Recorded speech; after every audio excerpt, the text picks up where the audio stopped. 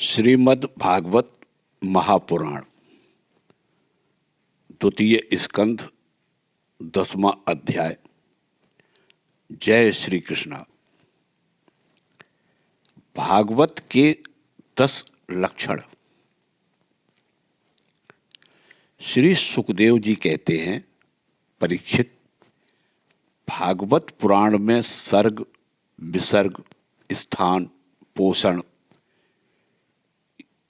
ऊती, मनवंतर, ईशानुकथा, निरोध, मुक्ति और आश्रय, इन 10 विषयों का वर्णन है। इनमें जो 10वां आश्रय तत्व है, उसी का ठीक ठीक निश्चय करने के लिए कहीं श्रुति से, कहीं तात्पर्य से और कहीं दोनों के अनुकूल अनुभव से महात्माओं ने अन्य 9 विषयों का बड़ी सुगम रीति से वर्णन किया है।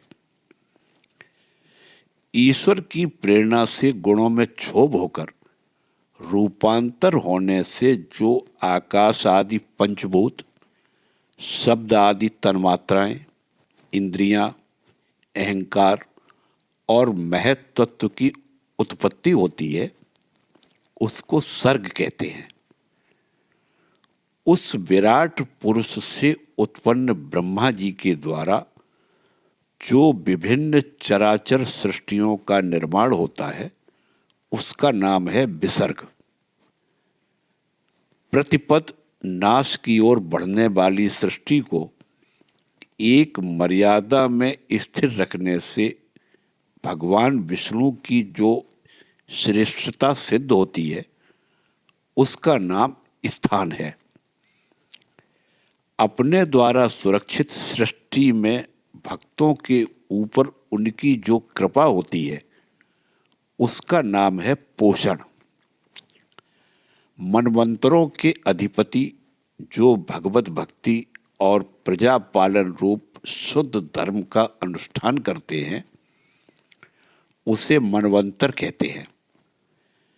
जीवों की वे वासनाएं जो कर्म के द्वारा उन्हें बंधन में डाल देती हैं, ऊती नाम से कही जाती हैं। भगवान के विभिन्न अवतारों के और उनके प्रेमी भक्तों की विधि आख्यानों से युक्त गाथाएं ईश कथा हैं। जब भगवान योग निद्रा स्वीकार करके शयन करते हैं, तब इस जीव का अपनी उपाधियों के साथ उनमें लीन हो जाना निरोध है।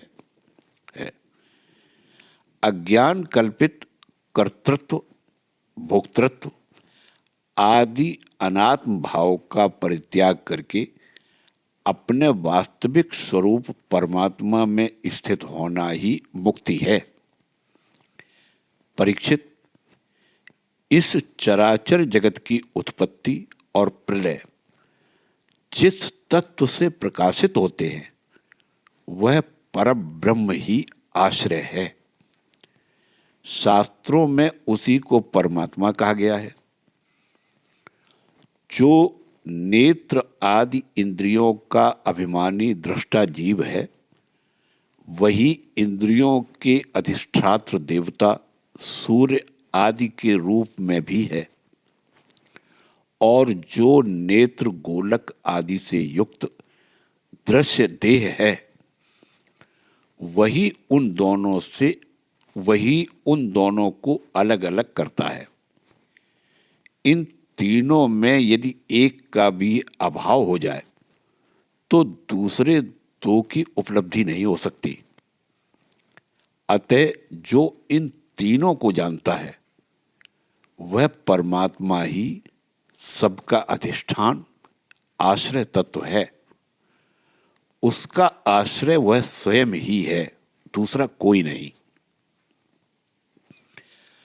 जब पूर्वोक्त विराट पुरुष ब्रह्मांड को फोड़कर निकला, तब वह अपने रहने का स्थान ढूंढने लगा और स्थान की इच्छा से उस शुद्ध संकल्प पुरुष ने अत्यंत पवित्र जल की सृष्टि की। विराट पुरुष रूप नर से उत्पन्न होने के कारण ही जल का नाम नार पड़ा और उस अपने उत्पन्न किए हुए नार में वह पुरुष 1000 वर्षों तक रहा। इसी से उसका नाम नारायण हुआ। उन नारायण भगवान की कृपा से ही द्रव्य, कर्म, काल, स्वभाव और जीव आदि की सत्ता है। उनके उपेक्षा कर देने पर और किसी का अस्तित्व नहीं रहता। उन अद्वितीय भगवान नारायण ने योग निद्रा से जगकर अनेक प्रकार की इच्छा की। तब अपनी माया से उन्होंने अखिल ब्रह्मांड के बीज रूप अपने स्वर्णमय वीर्य को 3 भागों में विभक्त कर दिया: अधिदैव, आध्यात्म और अधिभूत। परीक्षित, विराट पुरुष का एक ही वीर 3 भागों में कैसे विभक्त हुआ, सो सुनो। विराट पुरुष के हिलने डोलने पर उनके शरीर में रहने वाले आकाश से इंद्रिय बल, मनोबल और शरीर बल की उत्पत्ति हुई। उनसे इन सब का राजा प्राण उत्पन्न हुआ। जैसे सेवक अपने स्वामी राजा के पीछे पीछे चलते हैं, वैसे ही सबके शरीरों में प्राण के प्रबल रहने पर ही सारी इंद्रियां प्रबल रहती हैं, और जब वह सुस्त पड़ जाता है तब सारी इंद्रियां भी सुस्त हो जाती हैं। जब प्राण जोर जोर से आने जाने लगा तब विराट पुरुष को भूख प्यास का अनुभव हुआ। खाने पीने की इच्छा करते ही सबसे पहले उनके शरीर में मुख प्रकट हुआ। मुख से तालु, तालु से रसनेन्द्रिय प्रकट हुई। इसके बाद अनेकों प्रकार के रस उत्पन्न हुए, जिन्हें रसना ग्रहण करती है।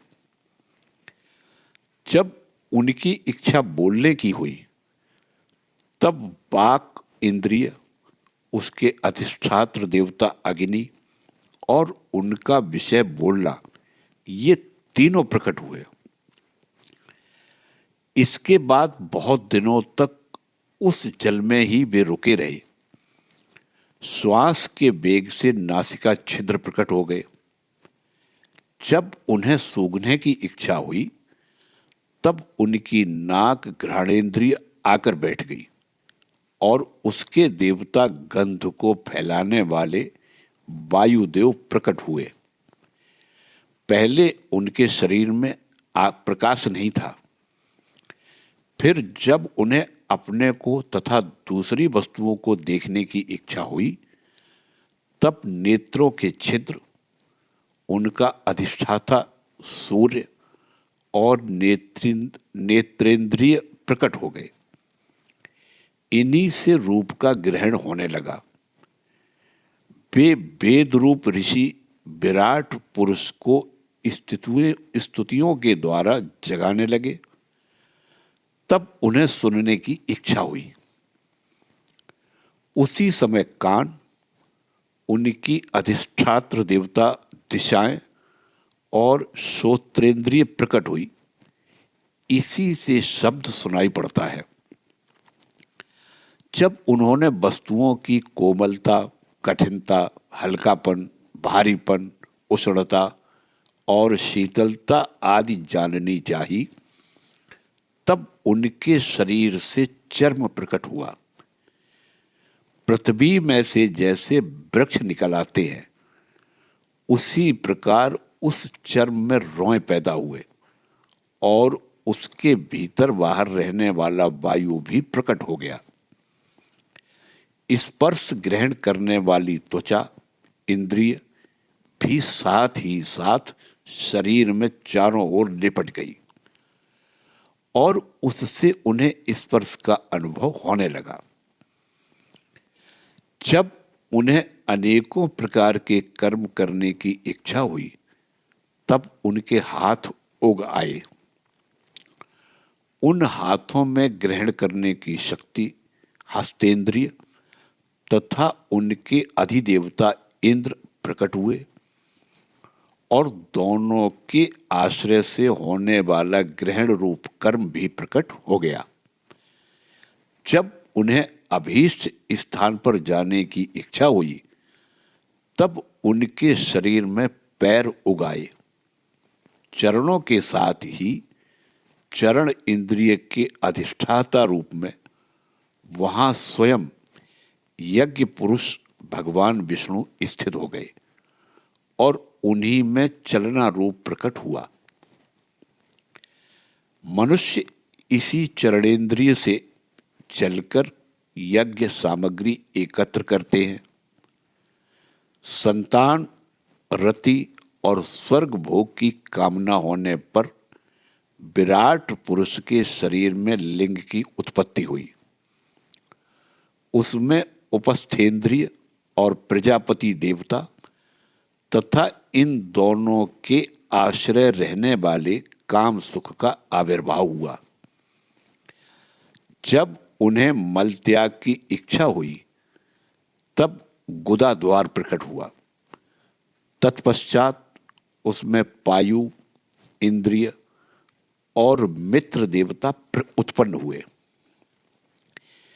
इन्हीं दोनों के द्वारा मल त्याग की क्रिया संपन्न होती है।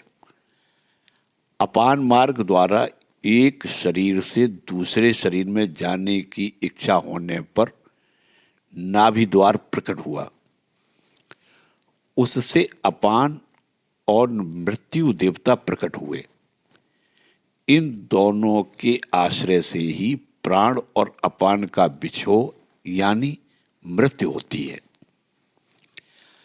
जब विराट पुरुष को अन्न जल ग्रहण करने की इच्छा हुई, तब कोख, आंतें और नाड़ियां उत्पन्न हुई। साथ ही कुक्षी के देवता समुद्र, नाड़ियों के देवता नदियां एवं तुष्टि पुष्टि ये दोनों उनके आश्रित विषय उत्पन्न हुए। जब उन्होंने अपनी माया पर विचार करना चाहा, तब हृदय की उत्पत्ति हुई। उससे मन रूपी इंद्रिय और मन से उसका देवता चंद्रमा तथा विषय कामना और संकल्प प्रकट हुए। विराट पुरुष के शरीर में पृथ्वी, जल और तेज से 7 धातुएं प्रकट हुई। त्वचा, चर्म, मांस, रुधिर, मेद, मज्जा और अस्थि। इसी प्रकार आकाश, जल और वायु से प्राणों की उत्पत्ति हुई। श्रोत्रादि सब इंद्रियां शब्दादि विषयों को ग्रहण करने वाली हैं। वे विषय अहंकार से उत्पन्न हुए हैं। मन सब विकारों का उत्पत्ति स्थान है और बुद्धि समस्त पदार्थों का बोध कराने वाली है। मैंने भगवान के इस स्थूल रूप का वर्णन तुम्हें सुनाया है। यह बाहर की ओर से पृथ्वी, जल, तेज, वायु, आकाश, अहंकार, महत्त्व और प्रकृति, इन 8 आवरणों से घिरा हुआ है। इससे परे भगवान का अत्यंत सूक्ष्म रूप है। वह अव्यक्त, निर्विशेष, आदि, मध्य और अंत से रहित एवं नित्य है। वाणी और मन की वहां तक पहुंच नहीं है।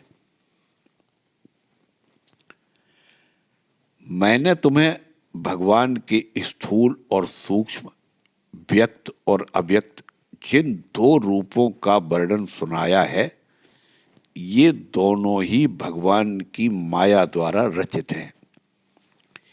इसलिए विद्वान पुरुष इन दोनों को ही स्वीकार नहीं करते। वास्तव में भगवान निष्क्रिय हैं, अपनी शक्ति से ही वे सक्रिय बनते हैं। फिर तो वे ब्रह्मा का या विराट रूप धारण करके वाच्य और वाचक, शब्द और उसके अर्थ के रूप में प्रकट होते हैं और अनेकों नाम, रूप तथा क्रियाएं स्वीकार करते हैं। परीक्षित, प्रजापति, मनु, देवता, ऋषि, पितर, सिद्ध, चारण, गंधर्व, विद्याधर, असुर, यक्ष, किन्नर, अप्सराएं, नाग, सर्प, किमपुरुष, उरग, मातृकाएं, राक्षस, पिशाच, प्रेत, भूत, विनायक, कूष्मांड, उन्माद, बेताल, यातुधान, गिरह, पक्षी, मृग, पशु, वृक्ष, पर्वत, सरीसृप इत्यादि जितने भी संसार में नाम रूप हैं, सब भगवान के ही हैं। संसार में चर और अचर भेद से दो प्रकार के तथा जरायुज, अंडज, स्वेदज और उद्भिज भेद से चार प्रकार के जितने भी जलचर, थलचर तथा आकाशचारी प्राणी हैं, सबके सब शुभ, अशुभ और मिश्रित कर्मों के तद अनुरूप फल हैं। सत्व की प्रधानता से देवता, रजोगुण की प्रधानता से मनुष्य और तमोगुण की प्रधानता से नारकीय योनियां मिलती है। इन गुणों में भी जब एक गुण दूसरे दो गुणों से अभिभूत हो जाता है, तब प्रत्येक गति के तीन तीन भेद और हो जाते हैं। वे भगवान जगत के धारण पोषण के लिए धर्म में विष्णु रूप स्वीकार करके देवता, मनुष्य और पशु पक्षी आदि रूपों में अवतार लेते हैं तथा विश्व का पालन पोषण करते हैं। प्रलय का समय आने पर वे ही भगवान अपने बनाए हुए इस विश्व को कालाग्नि स्वरूप रुद्र का रूप ग्रहण करके अपने में वैसे ही लीन कर लेते हैं जैसे वायु मेघमाला को। परीक्षित, महात्माओं ने अचिंत्यैश्वर्य भगवान का इसी प्रकार वर्णन किया है, परंतु तत्वज्ञानी पुरुषों को केवल इस सृष्टि, पालन और प्रलय करने वाले रूप में ही उनका दर्शन नहीं करना चाहिए, क्योंकि वे तो इससे परे भी है। सृष्टि की रचना आदि कर्मों का निरूपण करके पूर्ण परमात्मा से कर्म या कर्तापन का संबंध नहीं जोड़ा गया है। वह तो माया से आरोपित होने के कारण कर्तृत्व का निषेध करने के लिए ही है। यह मैंने ब्रह्मा जी के महाकल्प का अवान्तर कल्पों के साथ वर्णन किया है। सब कल्पों में सृष्टि क्रम एक सा ही है। अंतर है तो केवल इतना ही कि महाकल्प के प्रारंभ में प्रकृति से क्रमशः महत्त्वादि की उत्पत्ति होती है और कल्पों के प्रारंभ में प्राकृत सृष्टि तो ज्यों की त्यों बनी रहती है। चराचर प्राणियों की वैकृत सृष्टि नवीन रूप से होती है। परीक्षित, काल का परिमाण, कल्प और उसके अंतर्गत मनमंत्रों का वर्णन आगे चलकर करेंगे। अब तुम पाद कल्प का वर्णन सावधान होकर सुनो।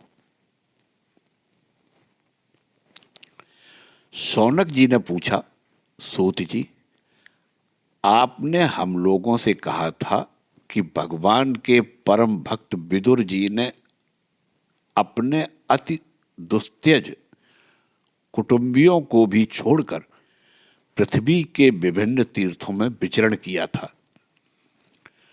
उस यात्रा में मैत्रेय ऋषि के साथ आध्यात्म के संबंध में उनकी बातचीत कहाँ हुई तथा मैत्रेय जी ने उनके प्रश्न करने पर किस तत्व का उपदेश किया। सूत जी, आपका स्वभाव बड़ा सौम्य है। आप विदुर जी का वह चरित्र हमें सुनाइए। उन्होंने अपने भाई बंधुओं को क्यों छोड़ा और फिर उनके पास क्यों लौट आए। सूत जी ने कहा, शौनकादि ऋषियों, राजा परीक्षित ने यही बात पूछी थी। उनके प्रश्नों के उत्तर में श्री सुखदेव जी महाराज ने जो कुछ कहा था वही मैं आप लोगों से कहता हूं, सावधान होकर सुनिए। जय श्री कृष्णा।